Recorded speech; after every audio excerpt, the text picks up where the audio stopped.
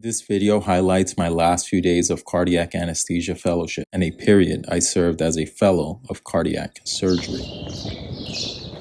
This is it.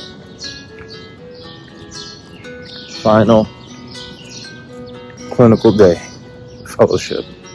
Right here, y'all. Final clinical day of fellowship. On call 24 hours.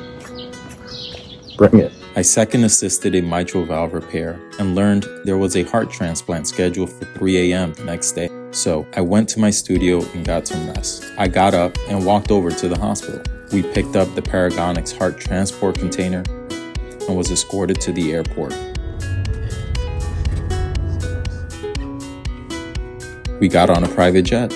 There was peace, and I knew I was on the right mission with the right team. On one hand, there was a patient who was brain dead with prior wishes to donate, and on the other, a match for a recipient who needs a heart and a better lifestyle.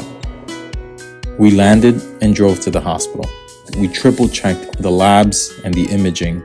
We scrubbed in, and the transplant coordinator read a prayer and message written by the family. And after a moment of silence, I was given the privilege to make incision and sternotomy. And within seconds, we harvested the heart and appreciated its powerful anatomy before packaging it. We hustled back to the jet on an ambulance. I appreciated Boston's skyline.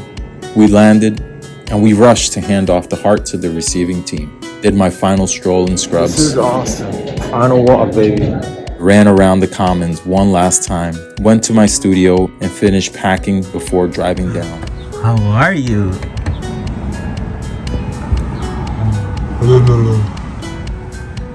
Daddy's home.